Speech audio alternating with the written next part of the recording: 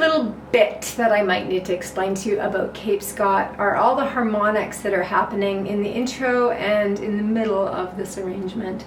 Lots of you, I'm sure, have done the harmonics that live up here on your instrument, but there are all kinds of harmonics.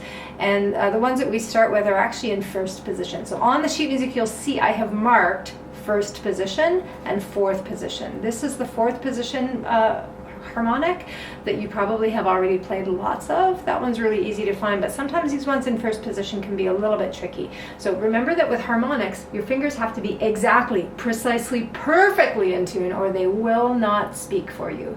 So this is that place where all that careful tuning work you've done in your scales really pays off. Okay, so to start with, we're going to start with our fourth finger touching the D string. Now when I do a harmonic, you can see my finger is straight because I don't want to press that string down at all. All I'm doing is just interrupting the string. It's like I'm touching it with a feather almost. It's so light. But my bow has to be a little bit heavy, so I'm going to play that fourth finger on the D string. Then I'm going to bring that fourth finger of my bow across to the A string. Do the same thing, and then on the A string I'm going to play a third finger harmonic. Okay, so that's the first pattern. It's D.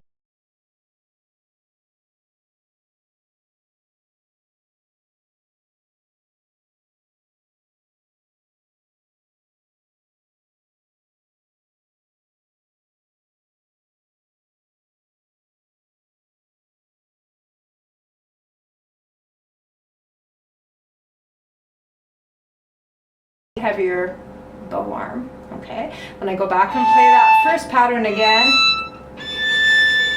and our last pattern is fourth finger on the G string, fourth finger on the D string.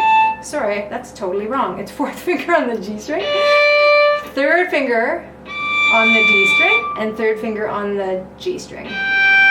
So that last pattern is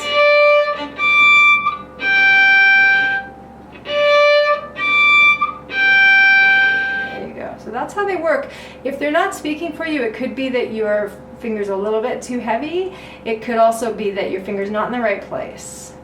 If you don't use enough bow weight, you won't really hear these. So we need to make sure we're playing with kind of a mezzo forte bow and a pianissimo left hand. All right, have fun with those harmonics. That's supposed to be the fog, by the way. If you go to Cape Scott, you'll see it can be pretty foggy at Cape Scott.